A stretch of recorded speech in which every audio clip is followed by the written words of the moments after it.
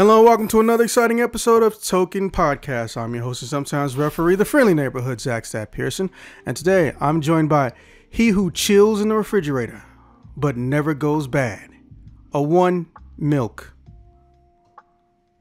Man, I'm so happy to be back in the studio. Not to break the fourth wall, but the amount of times that I've just been like in my car while you've been talking, oh, it's good to be back. Always happy to have you, without having to splice you in at a later time. And here comes a new challenger, one who hails from the opposite side of the country, not the planet. He whose glasses know no bounds and sees all that is within the mind, but is not Xavier. A one Dr. Vale, except no substitutes. Thank you. Well, I am bald, like Xavier, but I don't actually have psychic powers. I don't think. I mean, I wasn't gonna go there, but okay. All right, yeah. Well, Dr. Vale. He beat to it. Yeah, Dr. Vale, as the newest member, why don't you tell us a little bit about yourself and some of your hobbies? Sure. Well, I am Dr. Cyrus Vale. I'm a practicing child psychologist, and I do owe the listeners a disclosure that I do have a financial stake in the video game industry. With all that being said, yeah, I'm a longtime gamer nerd. I've been playing video games ever since I was probably, 3. So that represents like a 37-year career playing games, and I'm still playing them to this day because I have the estimated maturity of an 8-year-old, which is not a criticism of 8-year-olds. And I appreciate being invited onto the show to listen to myself talk more because I'm good at that. See, normally when someone says, I have the maturity of an 8-year-old, I'm like, ha, ha, ha, ha, ha. But you're a child psychologist, so I'm actually a little worried now. That's probably the appropriate response. Okay, well, let's get into those topics. All right, listeners, the first up is what game franchises do you miss the most and want to see return? I know we could all spend hours on that, but let's try to keep that one 10 minutes or less because 2 and 3 I feel like will take up the bulk of this episode. Number 2, PC versus console gaming. Again, what is the best way to convince PC only players that video games are not inferior or temporary forms of gaming? Because their whole entire existence is predicated on that we're some obsolete, unnecessary existence, like most of their collective egos. But I know we've discussed it before, and for those who've listened before, and let me just say, yeah, we've discussed it before, and we're going to probably discuss it again, because if you pay attention every time we discuss a topic like this, I don't get the same people. I get different people so I can get different perspectives. Old questions don't go stale if you ask new people. And number 3, moral gray areas in gaming exist anytime deadware comes into existence. In your opinion, should game acquisition of dead titles be stigmatized by press and news industry, or should we instead look to lobby for preservation without profit, or some other methodology in regards to proper access to the aforementioned deadware?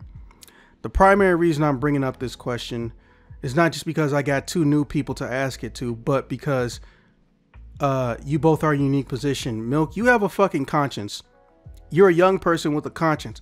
Theoretically, you're not supposed to exist. You exist as an anomaly in gaming because every single corporate person in the world is basically banking on you becoming an addict and spending unnecessary amounts of money for less material, and basically saying that the entire gaming industry theoretically is supposed to be people like that, which you're supposed to be. So I like that you're not that, and you were like one of the people who are almost too perfect to ask this question to. And Dr. Vale, that goes to you too, just because if memory serves, besides having a conscience and much like myself, having predetermined principles, you, if memory serves, have a secondary degree in some form of ethics, which means that you're one of the people I would want to ask this question the most, even if I'd never met you. I don't have a secondary degree in ethics, but just being a psychologist, I have to think a lot about, professional ethics. But either way, you honor me, sir. Okay, well, either way, still want to ask you, because, in your line of profession, ethics is the difference between having a career and not having one. All right, so as a new person, we will let you go second. Milk, why don't you go ahead and answer question 1? Then I'll answer question. Then Dr. Vale, you'll answer question 1. Then I'll answer it last. That's usually how we go. Everyone answers one question at a time. Sometimes, or in the old format, we would do all the questions at once. But the videos, for some reason, even though it was the same amount of people, would inflate almost an extra 40 minutes. Sounds reasonable. Yeah, that's weird. Yeah, I don't know why. Maybe it's just because, when people are going through all their questions and someone has a question about what they said, they'll answer each question about the topic instead of only asking a question at the end. I don't know, but it was just an unusual thing. I'm not mad about it. All right, so go ahead, Milk. I'm going to put myself on mute. And, Dr. Vale, if you can, set yourself to push to talk or mute as well. And if you have an interjection, they are welcome as long as you keep them civil. I love civility in a group-based podcast. So this is an interesting thing, right? Because it took me a long time to figure out what kinds of franchises that I'd want to bring back. A couple of things that I listed down aren't even really franchises, more specific IPs from franchises I enjoy. I'm just going to run through them really quickly just to say their names, and then I can move on to the one that I actually want to see come back in its truer form, or that would be cool. So I have 5. The Skate franchise I thought was fun. I didn't ever officially play Skate 3, but I watched videos of that game and I thought it was super funny, and I'd love to see them bring it back. Apparently they're bringing one back and making like a 4th game in like mid 2024, so I'm holding my breath for that. The Portal series was a big part of my life growing up as like a teenager. Plants vs. Zombies, the original first 2 games, were a big part of my like growing up right before teenage years. Mario Galaxy and Galaxy 2 specifically are games that I still have very fond memories of. And because you can start to guess my age based on the answers that I've given, honestly, I'm just going to go with like the staples of the Wii, which were like Wii Play, Wii Sports, and Wii Sports Resorts. So that was my rough list.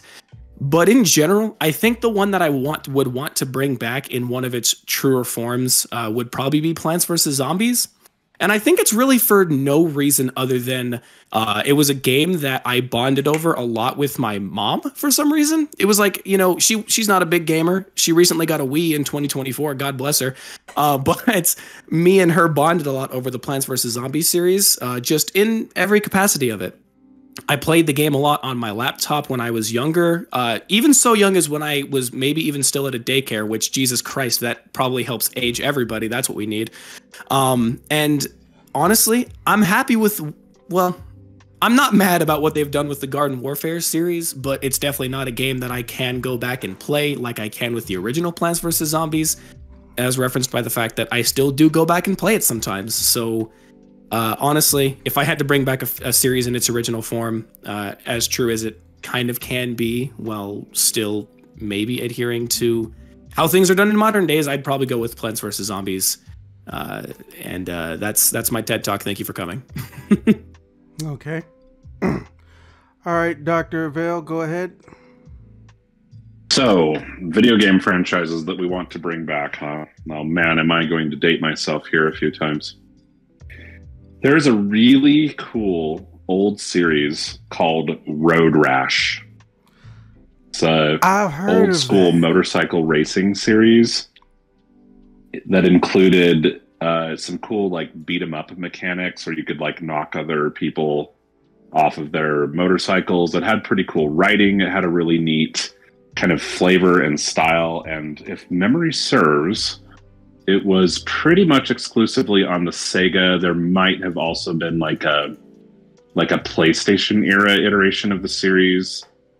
And I'm not a big racing game fan, but I have enjoyed a few particular ones like Road Rash and then also Wipeout. And so I would really enjoy seeing a little bit more modernized. I wouldn't want it to be too terribly modernized, just because there's a lot of modern AAA games that I don't necessarily love all the time. So that's a big one that I would love to see brought back. I'm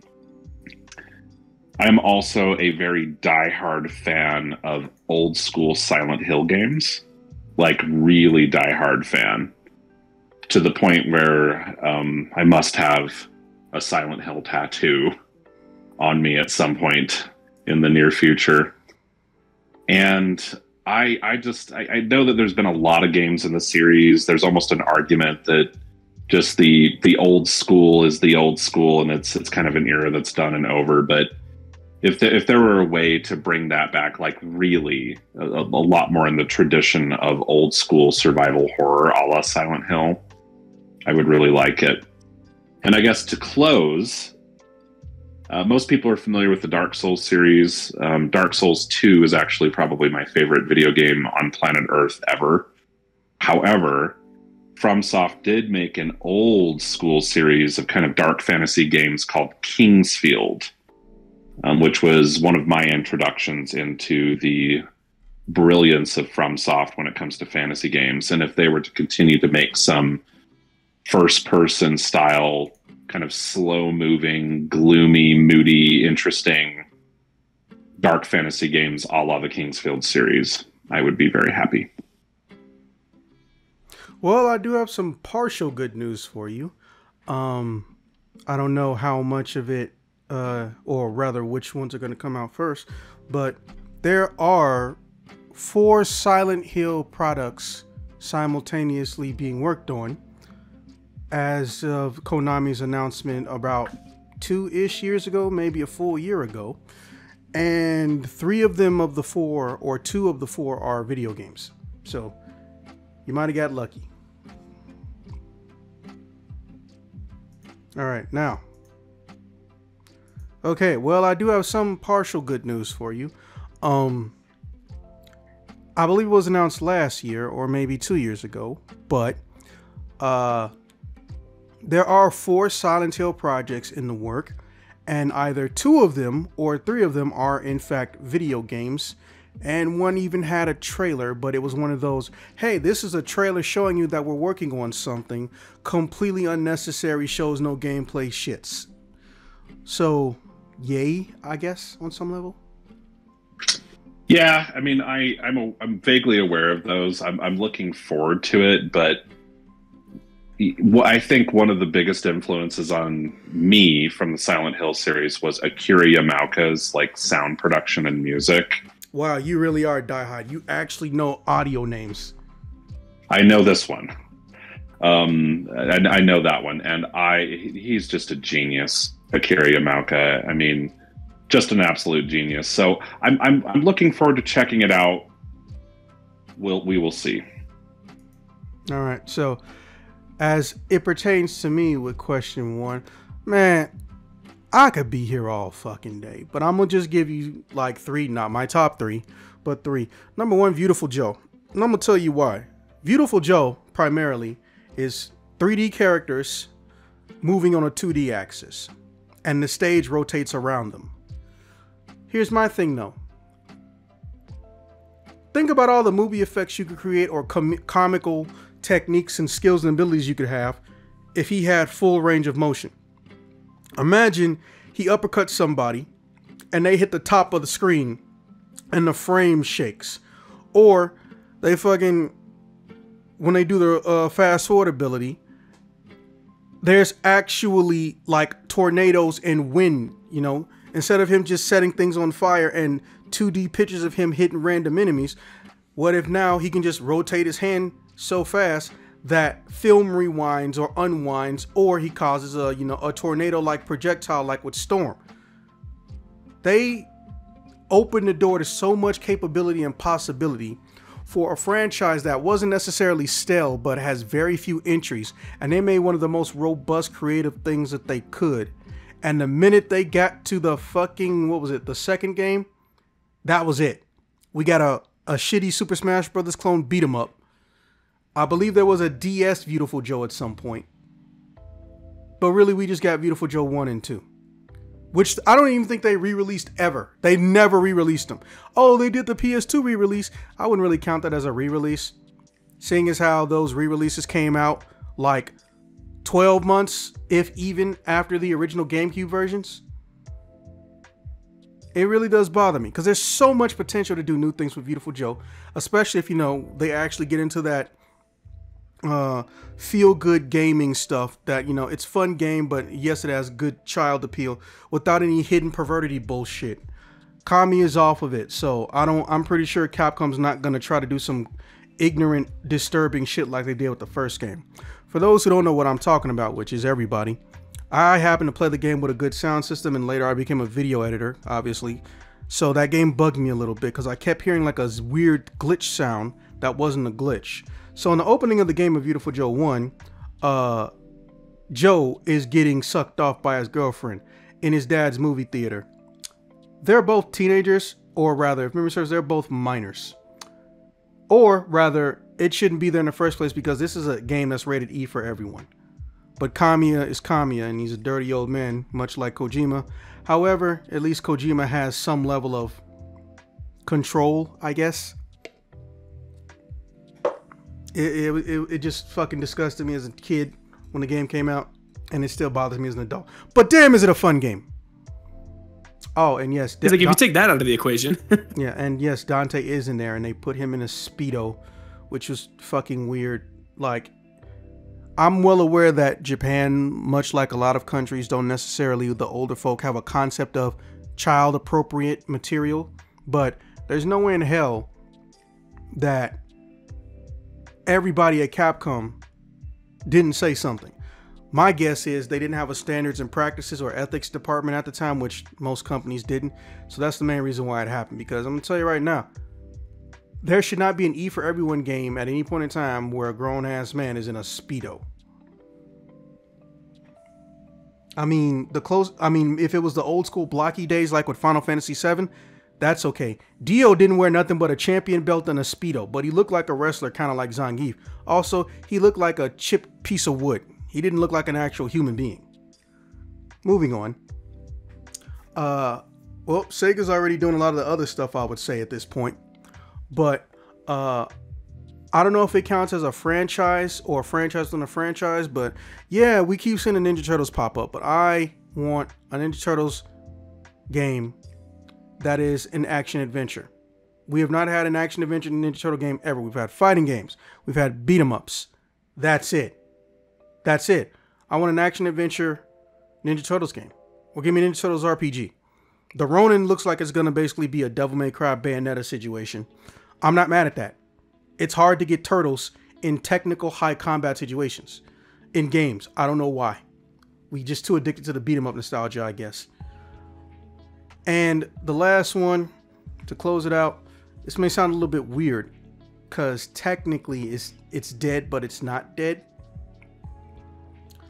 I want to see video game only card and board games, because card games and board games have been stuck on mobile phones, or they've been attached to giant big ass franchises like Yu-Gi-Oh! No, I want to see a card game and board game that is completely self-contained. It does not thrive off of a server and getting downloaded assets. I want to see a digital or virtual card game that is completely dependent on making good calls, decisions, and shit like that. And it just gets ported on the new system after new system, and they add new features and new functions and new card types. Normally when we get that, it's an independent title, and guess what? Once they make it, that's it. Maybe you get a DLC expansion, but that's it. I want to see somebody basically make a Magic the Gathering or a Yu-Gi-Oh! Type card game, obviously a lot more balanced, that's specifically for video gamers. Maybe there's a mobile option, but the primary thing is that it's not going to expire or die just because, oh, well, we didn't generate a massive amount of ungodly, unnecessary profit from it. Oh, well, I guess we should kill it off. Because if you all stop and think about it, you really only see a board game and a video game if it's a Jack in the Box product or a Milton Bradley product. Why are they the only ones? We had explosive, real world, physical board game growth, I believe, almost double or triple what it was 4 or 5 years ago. But it still is not like trickled down in the video games. You basically got Monopoly or Itagaki Street Special, which I forgot what they labeled it in North America. So yeah. Now that brings us into our second question, PC versus console gaming. So, what is the best way to convince the PC crowd, do you think? And again, we're going to start off with you, Milk, because you have a unique stake in this race. Oh boy, yeah. I think I actually might have talked about this once with my buddies on an old podcast that we were running. I guess it was more tangential than it was anything, and it ended up getting to that point. But the whole thing we were arguing at the time was like a Steam Deck versus a Nintendo Switch situation, talking about like the Steam Deck's ability to take over a PC for like really cheap and a bunch of other bullshit. Doesn't really matter. But one of the main things that was brought up there that I think is at least one good thing to add into the argument to try and convince PC players to get their heads out of their asses is honestly like the fact of you being able to play like couch co-op games on a console with infinite degrees of ease compared to how you would have to do something like that on a PC.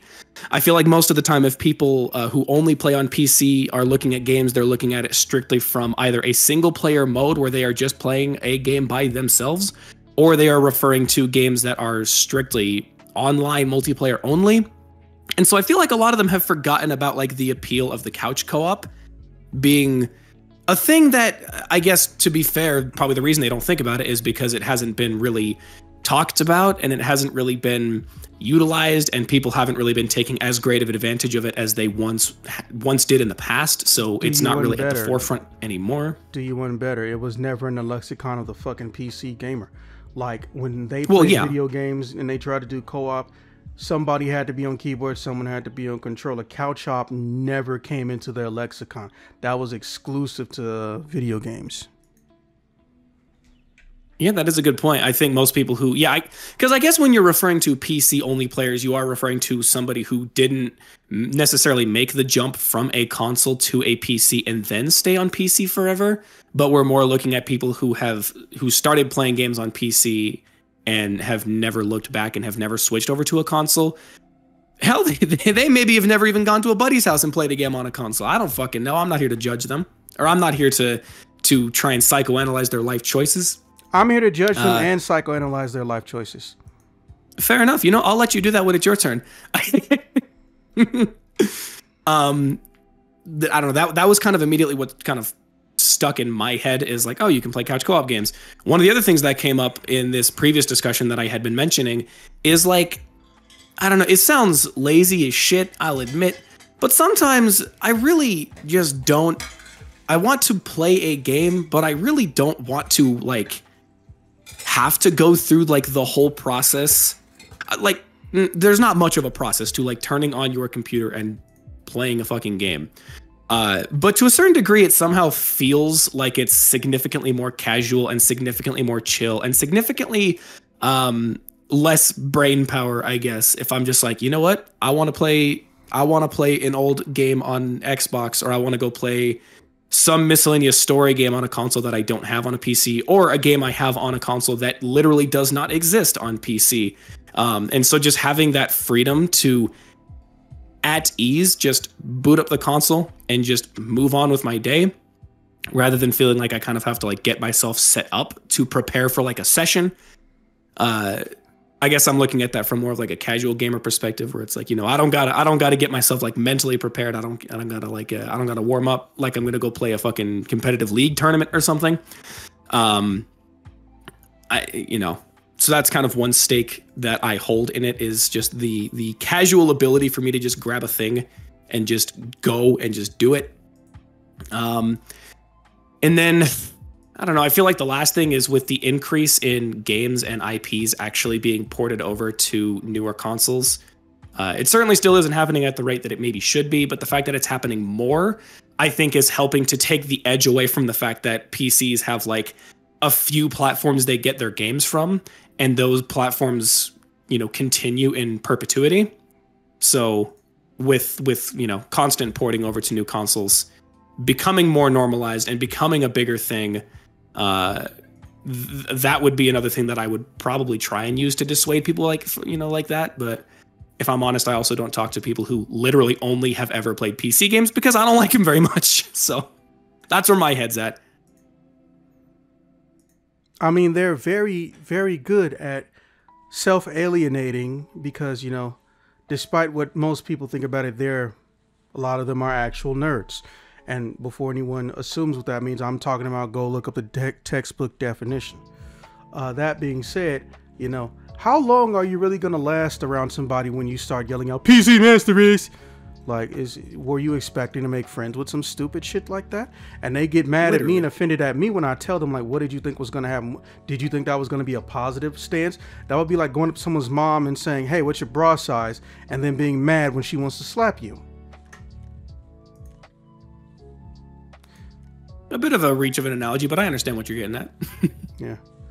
All right, Dr. I always found the whole, I've always found the whole debate between that whole thing to be just really perplexing and kind of a false dichotomy. But I can sort of understand, because of course there really is a whole thing that you're pointing at, and you're talking to someone where the phone I am recording with you on is literally sitting on top of my new Republic of Gamers laptop I bought myself over the holidays. But I am primarily and overwhelmingly a console gamer. I have been ever since I was a kid. And I just think that, the console gaming is really awesome because it's got a lot of good, just kind of pick up and play. It's everything's really kind of clean, simple, and easy. There's a kind of fun element to being like, well, I'm a PlayStation person, I'm an Xbox person, I'm Nintendo, I like a little bit of everything. And there's a little something to that kind of like fan and brand loyalty that can be kind of fun. Whereas you've got the types who really like to nerd out over every little spec on a PC. I've never really been that interested in specs. I've always been a lot more interested in like user experience. And the number of times that I have paid a lot of money for a game on a PC to then have it not work is just maddening, because no console gamer would ever have to accept that experience. So mostly when I deal with PC gamers, I'm just like, and how many hundreds of dollars have you wasted on games that work, and how much fun do you get having to manage all the bugs with Windows and everything like that? But don't get me started on that, because I might have a gaming laptop, but I'm overwhelmingly an Apple fan. So I enjoy that kind of like curated, stable, plug and play. You don't have to manage a bunch of stuff on your own mindset, which many of the PC gamer types would be like, well, that's why you're not one of us, because we change out the RAM and the video card and everything like that. And I'm like, hey, that's great. I'm not really interested in all that. I'm just not.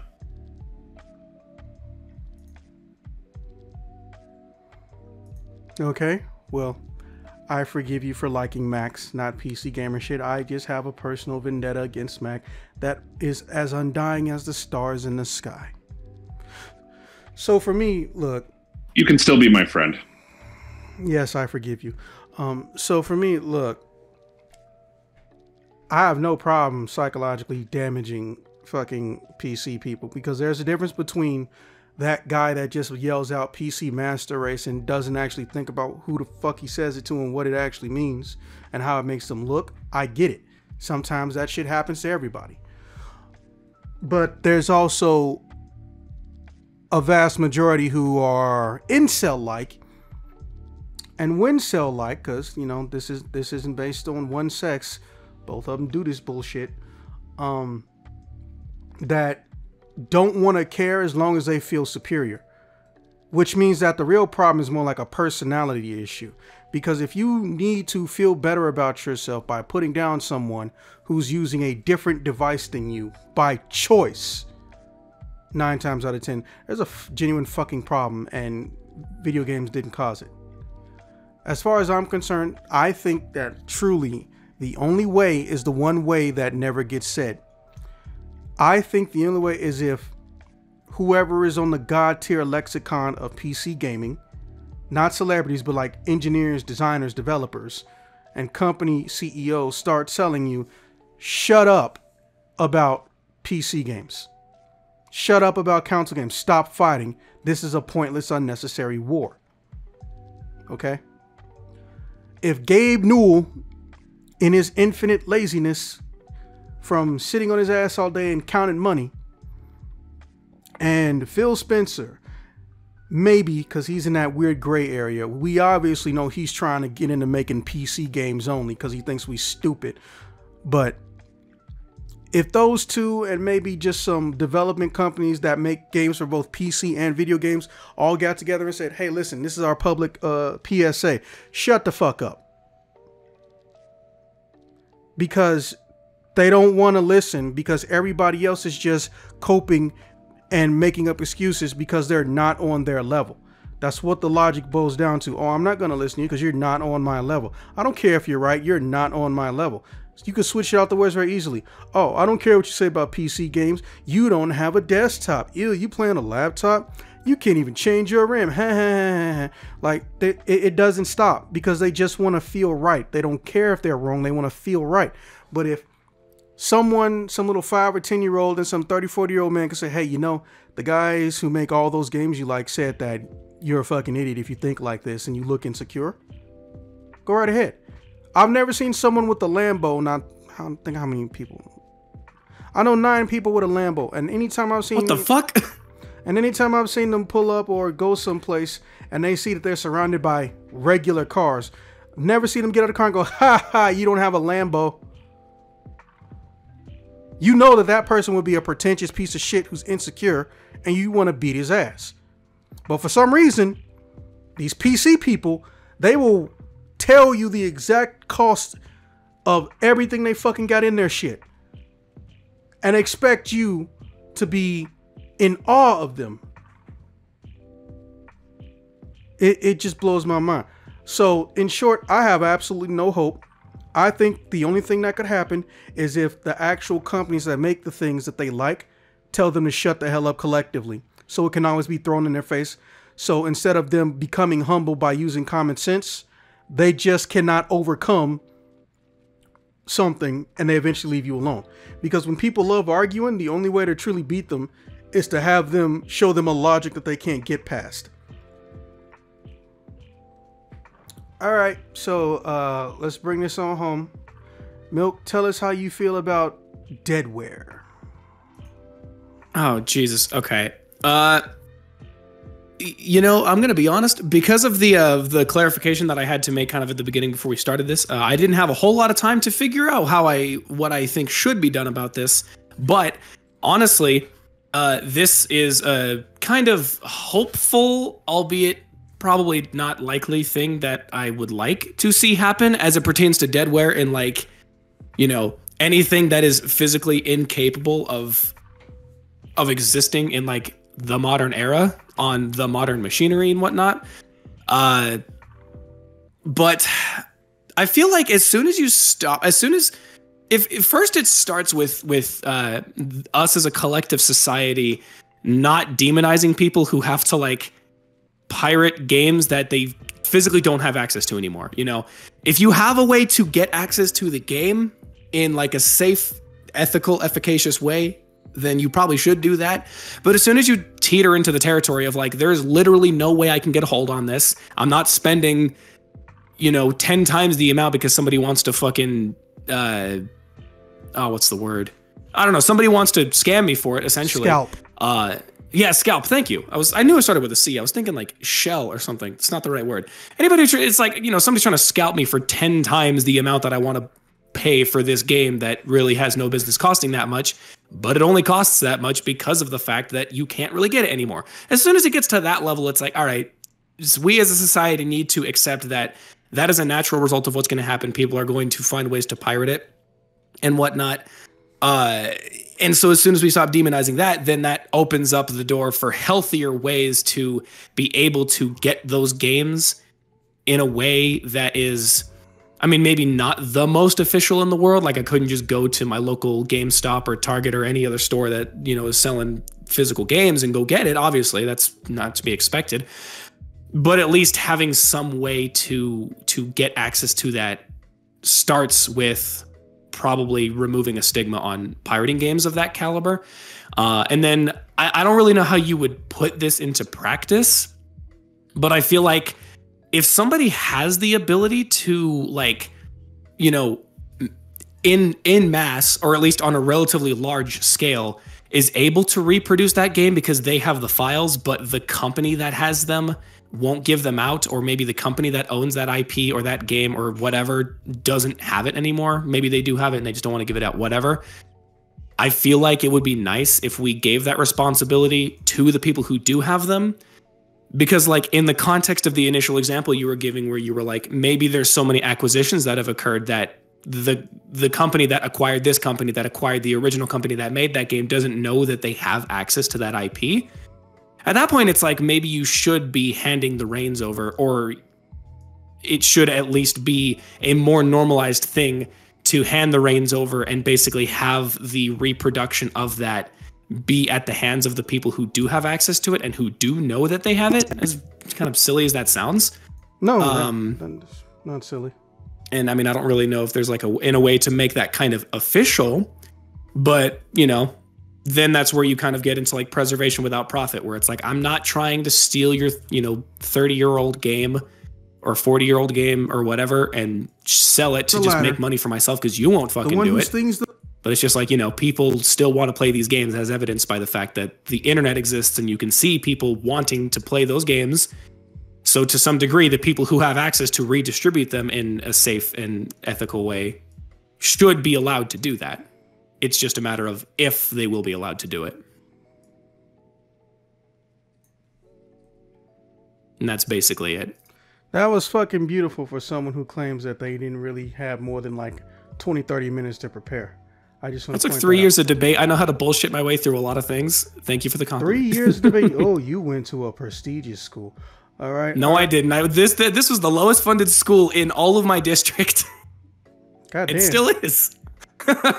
Hunger Games. Two-time National Forensics League competitor in the national tournament when I was in high school. So although I was primarily like an extemporaneous and oratorical speaker, but that's fun. I just love how he's acting like we know what all of those words mean. Yeah, it's a high school debate nerd terms. Yeah. Yep. Okay, so you went to the prestigious school. Got it. Hey, what a coincidence. It's your turn.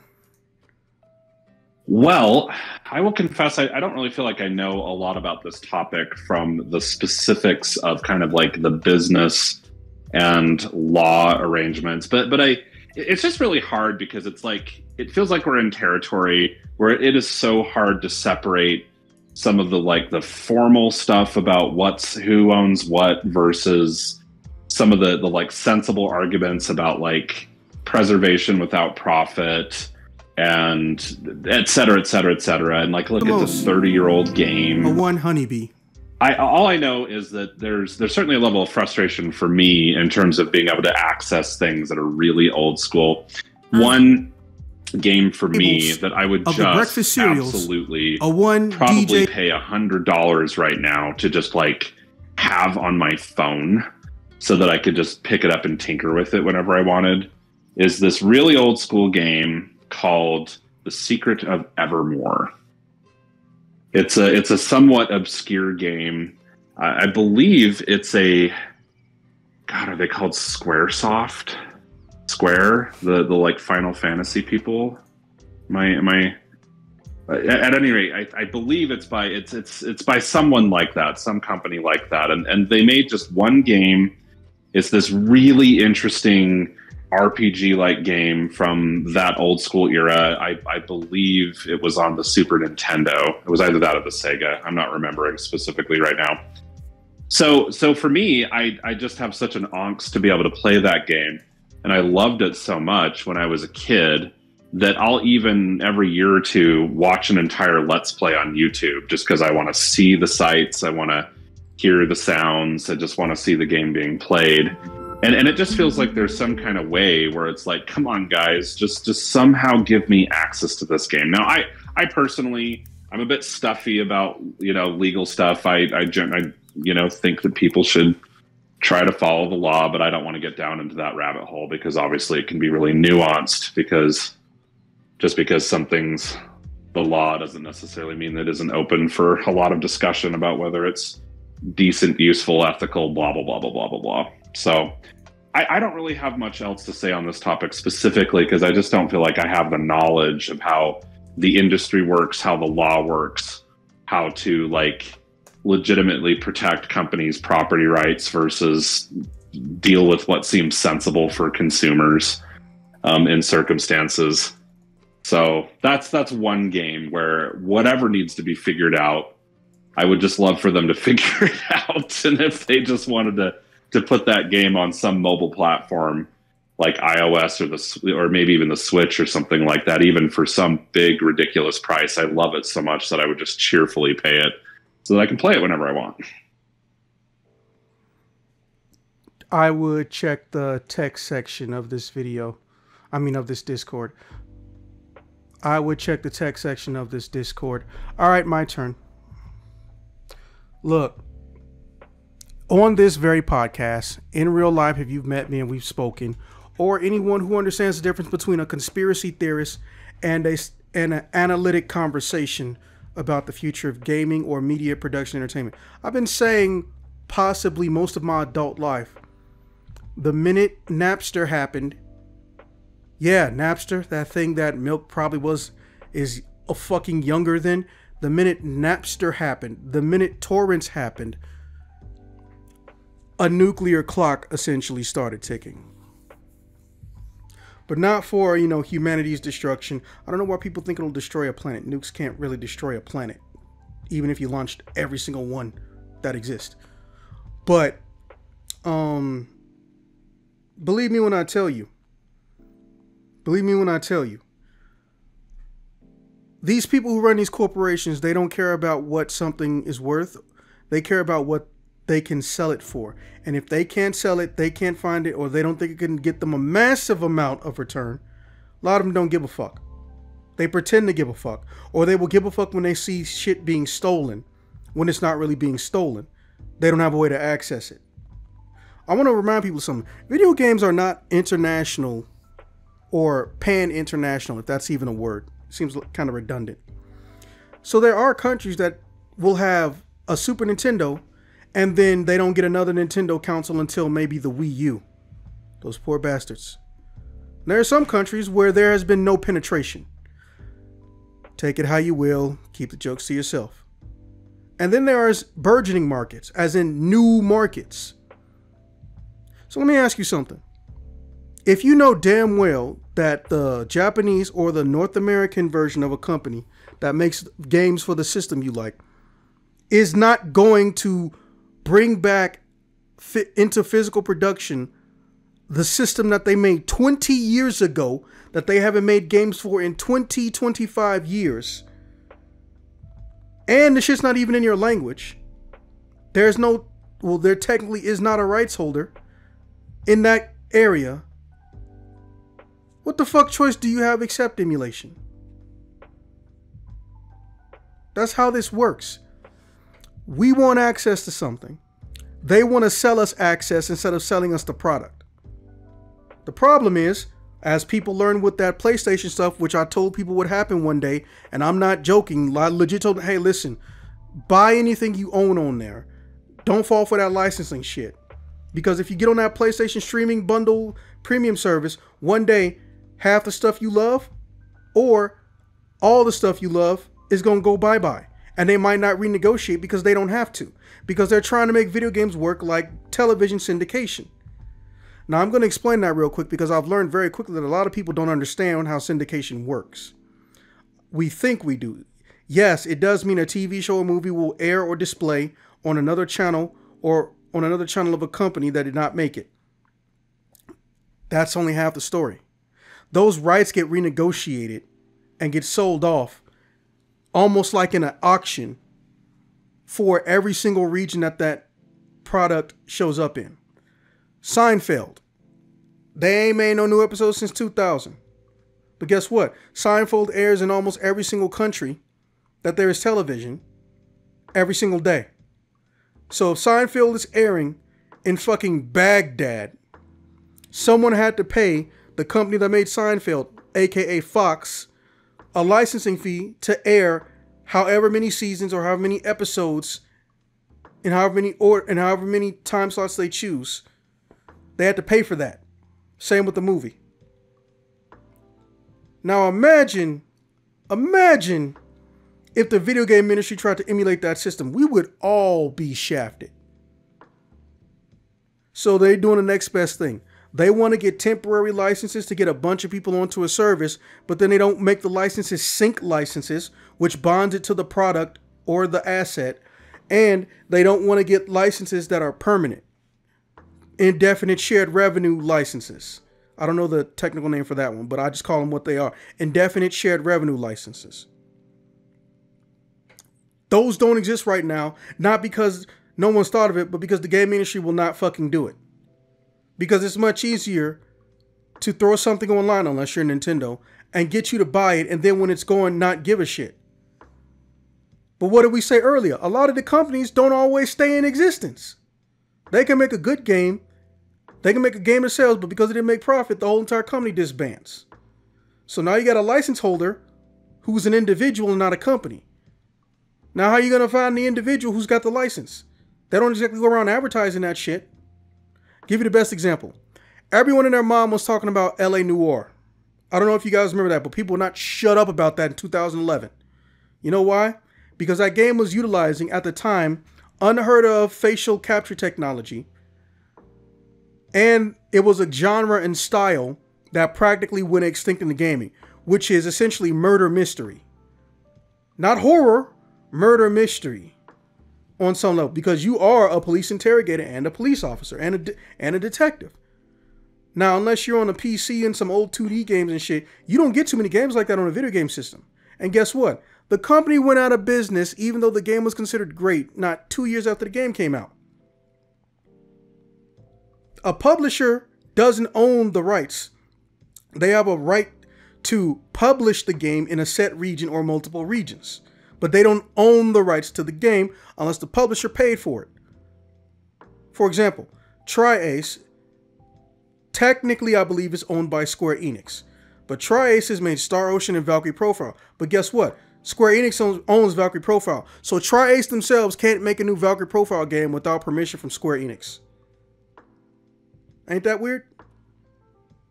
They made it from scratch, but since it was commissioned by Square Enix, or Squaresoft at the time, they can make a new one if they wanted to.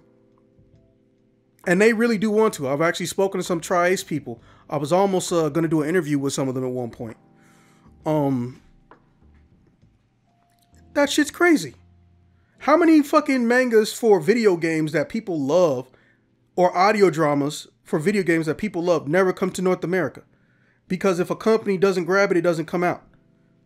Think about it. Mega Man had books, comic books, dating back, I believe, as far as 1991 or 92. We didn't get Mega Man stuff, Mega Man comics that weren't related to Battle Network series over here until 2009. Despite how popular Mega Man is. Or should I say was at the time.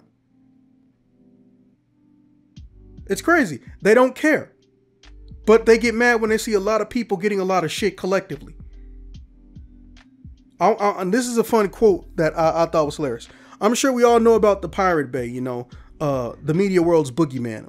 One of the owners, because they sued most of them, and they put one of them in jail. But the owner that they put in jail straight up said, "Not only do I not have $130 million, if I did, I would burn it in front of you and I wouldn't give you the ashes." That was one of the coldest things I ever heard somebody say. That's hard as hell. Yes. Yeah, it's pretty hardcore. Yeah. And he didn't go to American jail. He did like 2 years or something, because what people don't seem to understand is that Pirate Bay in and of itself is not made to buy and steal media. It's made to send files, to transfer files, like Dropbox. But Pirate Bay, even if they put in a terms of service and disclaimer, we will ban and block your account if you put on any material you don't have a license for and you just try to distribute it to a wide audience, they don't care. They were the name that was the most synonymous with piracy. LimeWire was dead. Napster was a faded memory that no one can even remember under the age of 30. So who's the next best thing? The one they can't kill. But here's the problem.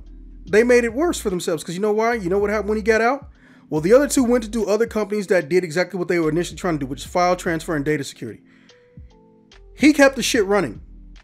And I believe he specifically gave it to an entity that is always changing and that always makes backups of the account after backup after backup after backup. So now they've created a Hydra situation. Meaning for every one Pirate Bay website they try to kill or succeed in killing, 2 more pop up with all the original information and data. Listen, I don't know who needs to hear this, but I'm going to tell you this right now. I don't care what ignorant celebrity manipulated you because they didn't know no better or they did. I don't care what giant $1 billion, $100 million corporation tells you don't deserve to have shit. Looking at you, Bob Iger. Mind you, Kevin didn't have this idea. Bob did when he came back. But listen, if you want to watch a TV show and you don't have the internet, you don't even have the ability to download the shit, I will never be mad at you for archiving it. Because it's not that you don't want to pay for it. It's that you're being forced into not being able to own it. Reminder, depending on what country and state you live in, we don't even own our video games. We get access to a license that can be revoked at any point in time or taken from us. We own the piece of plastic that the CD is on. Depending on your state and country. It's fucking crazy.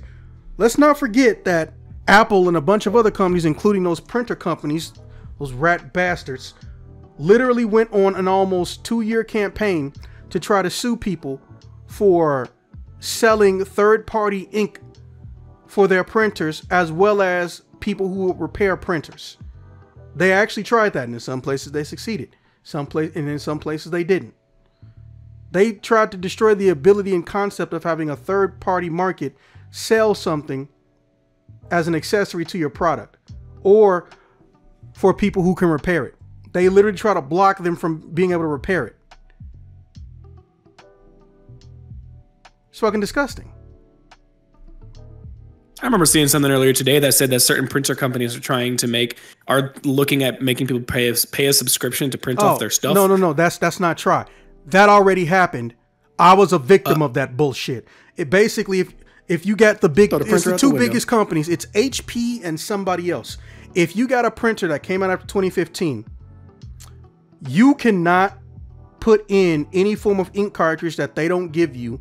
And also, even if you do have good ink, they can potentially lock up the device, even if you got full ink, because they want you to be on a subscription plan to print shit your damn self. They want you on a subscription plan to be able to fucking print.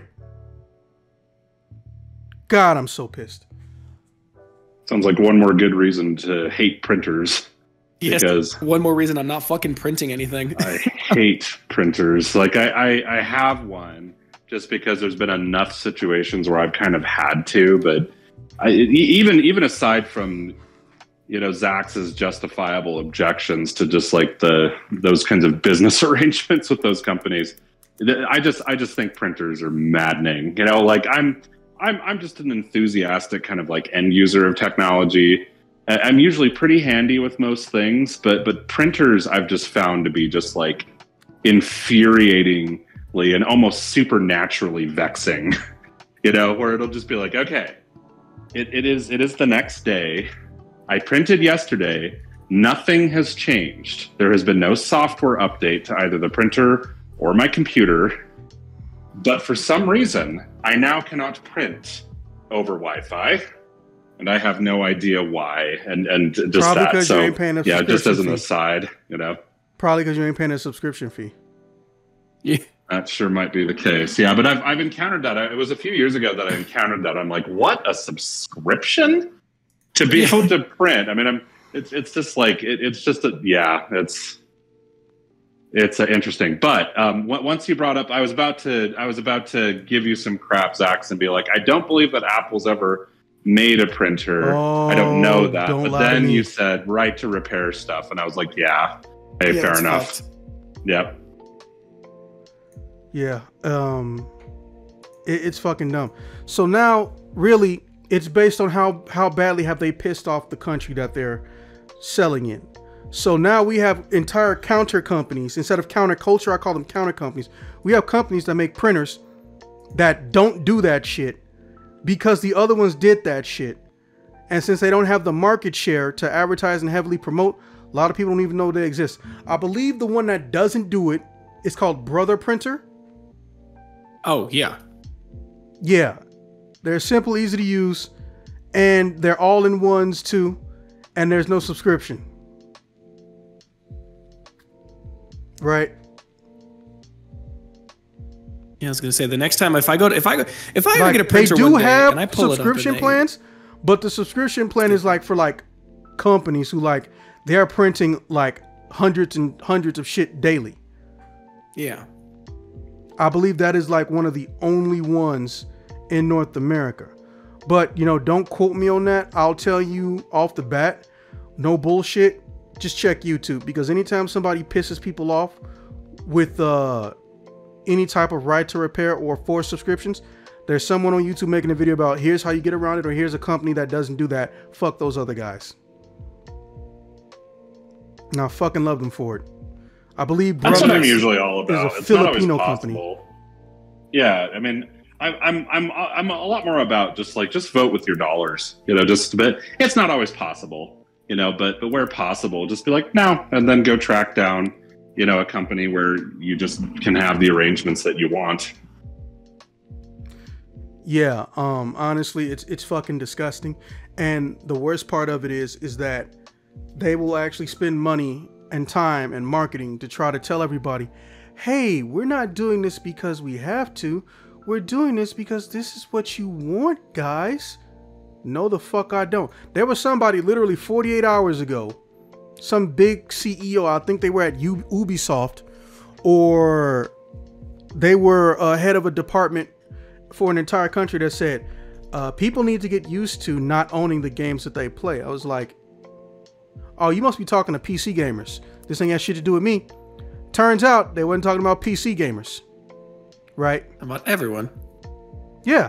And their excuse is because, well, games are getting so expensive to create. No, they're not. They don't have to be expensive to create. You have to stop being stupid and selfish and self-serving. That's it. That's it. Man, when I was talking about that in the when I brought up the Ubisoft executive in that like rant portion that I did about old games versus new games, called him a greedy little bastard, and then was tempted to go look up what his height was and then make a joke about that like little bastard, referring to, he's like 5'9" or something, but I don't know. I do not have any faith in a company that tells us to do that while they're also trying to push that they want people to spend more money on games as well. And they don't even have a fucking consistent quality track record. Yeah. They didn't even acknowledge, hey, we're producing these Assassin's Creed games too much and at an unholy rate, to the point where there's been a dramatic quality decrease recently. Like, no, bitch, it's been like that for about a dozen years. We're going to slow down and have a different approach. And then they go and make Valhalla. And now, spitting in Valhalla's face, they're like, oh, get used to not owning shit and everything being online all the time, streaming, DRM, blah, blah, blah, blah, blah, blah, blah. And I'm just like, you're building an audience of people who are going to teach their children and show their children this is bullshit.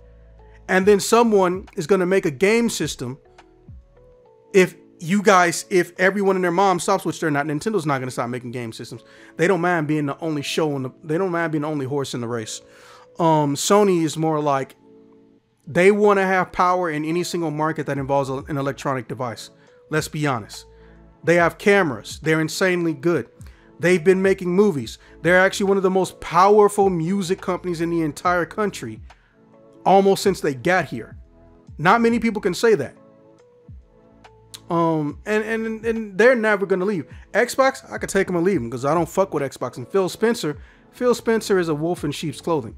I'm convinced he wants to have everything be on a streaming service like Netflix for video games, because he himself thinks that it'll get him a shit ton of money. But he's pretending to be a console gamer and enthusiast because he has to do that as someone who's in charge of Xbox. I think he just wants money. He doesn't want to make good products. Because let me ask you something. How hard would it really have been to make a good Halo game? They made 3 good ones. 4 sucked, apparently, but it wasn't to the point where people didn't want to fucking play it. But they kept finding things to take away from it. And now they go and make an entire Halo MMO that has nothing to do in it. Why did that happen? Because this guy wants everything to be on a fucking streaming service or a monthly subscription plan. The problem is that, hey, dumbass, if you wanted to make a stream box, that shit already happened. Remember when Valve kept saying, oh, we're going to kill video games with a, like, not even arrogantly. He said it like it was an already foregone conclusion. And he didn't even make this shit after 2 years. Anybody remember the Steam box? I do. Yeah, I know you don't. And then 20 versions of them came out within 2 years. I was like, you fucking idiot. The minute they let more than one version exist, they fucked up. Video game systems work because we learned from what Sega did. And I'm saying that as someone who likes Sega sometimes. Sega's problem was they kept trying to make the old systems adaptable to new systems by having them connect to each other. Instead of stopping what they're doing cold turkey, making a new system. And then here comes Steam or Gabe Newell in his infinite ignorance.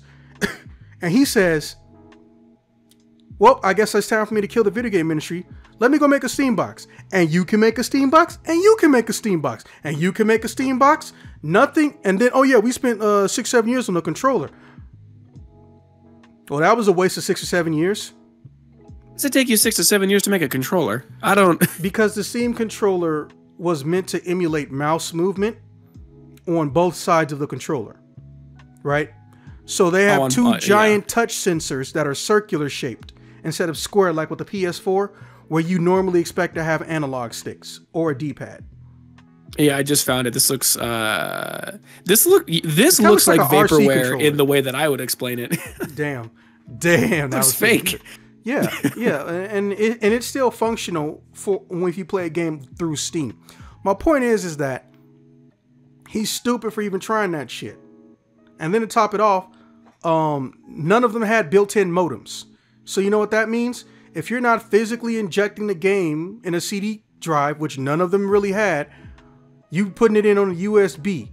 So that means you would have to go and download this shit, if you don't have online, onto the box. And reminder, the cool thing about video game systems is that they're not necessarily meant to always be online.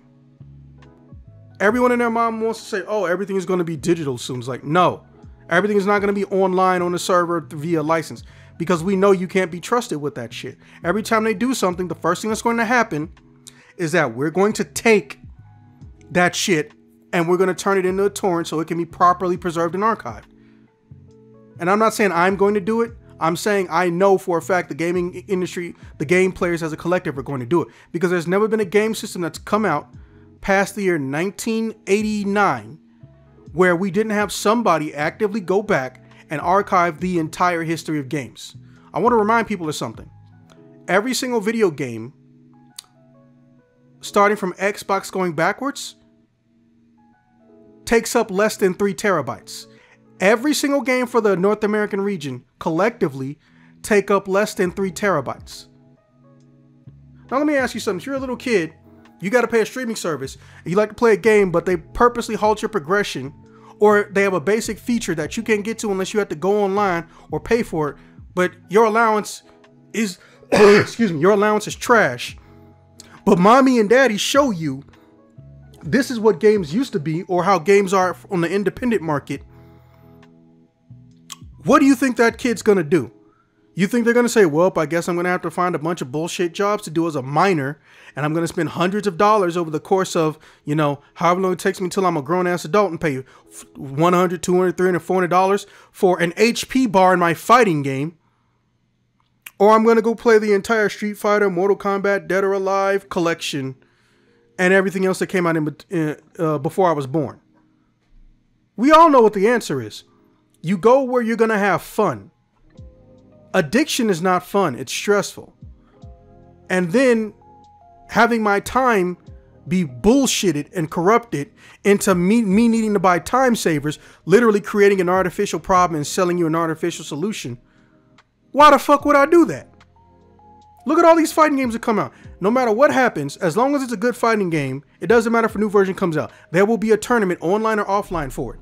Guilty Gear just got rolled back. The 2D Guilty Gears. There hasn't been a 2D Guilty Gear since 2010 or 11.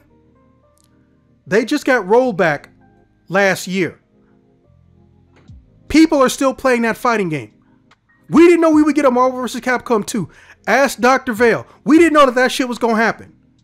But guess what? Marvel vs. Capcom 2, which is an incomplete rush together game, had tournaments for over a decade.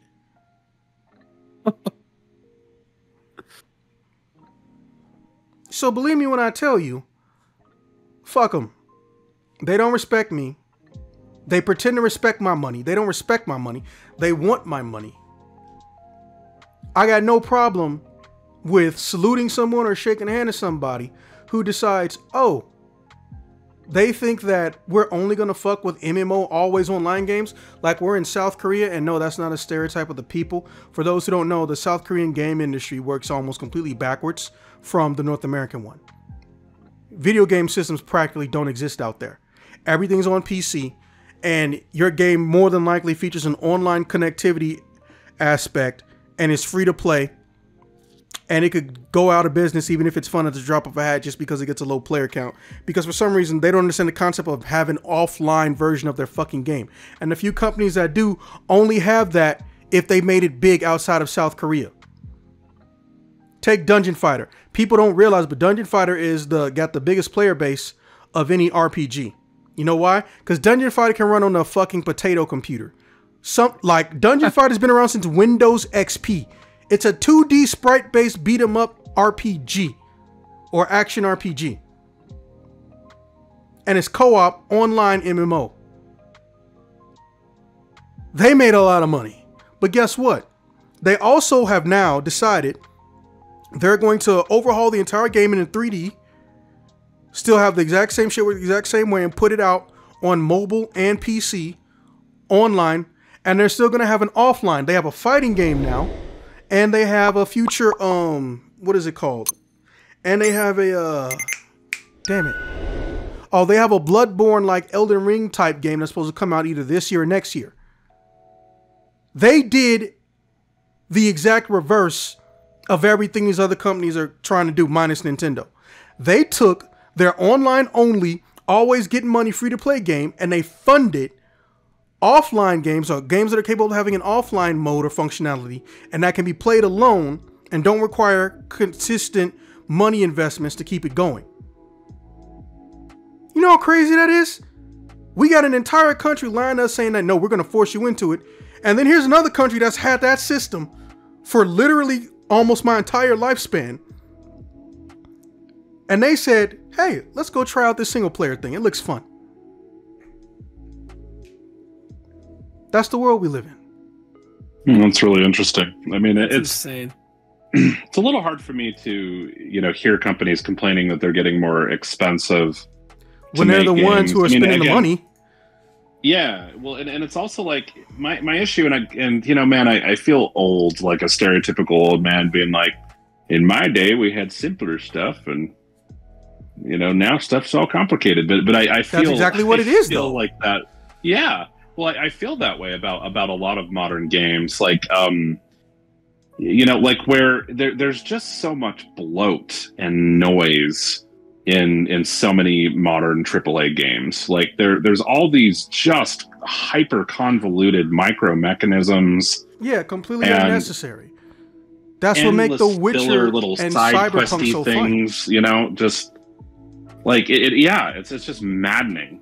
Like it's really mad. I mean, and now I'll grant you, I have this like intensity about liking focused, pure kind of ways of operating in a lot of things, and I tend to be that way about video games too. But there's just so many of them where I'm like, you could have taken so much of this crap and just cut it in half, and it would probably just be so much of a better game if you then like just did better with what really matters in this game. And I could think of countless examples, that I've played recently where I'm just like, I don't even understand why, half of the stuff is here. It's just noise, bro. Bro, that is like exactly one example what of the that is fuck like the I endless said. crafting stuff That in is so many exactly games. what Like the that's fuck I said. everything. Everything's got crafting in it. Just maddening. I'm sorry. No. I agree. That's exactly what the fuck I said yesterday. I play RPGs. I play adventure games. I basically play anything that's not a first-person shooter. I don't hate them. They just have a hard time keeping my interest. And some of those games, I'm like, why is there crafting here? And also, how is my character even crafting this shit? It's not even connected to the story. I go into a menu and make this shit and then it just appears. There's no mention of it. It's like, why is this here? And then I go and look, oh, you can pay $60 to get a discount on getting all these extra crafting materials. Yep, there it is. There it is. It also feels like it's just like this. Maybe I'm speaking out of ignorance here, but just like the power of Minecraft, and then of course then everyone wants to do things that kind of like mimic it. Like for me, it was one of the reasons why Breath of the Wild, which of course at this point is old news, but I'm not way into the Zelda series, but when I finally broke down and got a Switch a couple years ago, I was really excited for that. And for me, there was just a bunch about that where I'm like, this is just complete noisy bloat. That's all it is. I mean, maybe some people like it, whatever, but I'm just like, this is a Zelda game. It's an action adventure fantasy game. I don't want to go collect a bunch of crap and craft things, and the combat was terrible, in my view. But yeah, I've just found that everywhere. It drives me nuts. There's just bloat. There's a bunch of noise and bloat in so many games. Well, with that being said, Dr. Vale, I am glad to have you here, and I genuinely look forward. Thanks for having me. Yeah, to trying to get you on future projects or episodes, whatever you prefer. I know you don't know our full entire show list, but we don't just do a podcast. We also do some short form content too. And Milk, always a pleasure to have you inside of the studio instead of a car. And yeah, I look forward to getting this episode out. Fun fact, while we were talking, I was rendering out next week's episode, which is the Dungeons and Dragons episode. So looks like we'll be ahead of schedule still, and we can definitely get into some stuff. Because as you know, I'm not doing shit when Final Fantasy VII Part 2 comes out. There you go.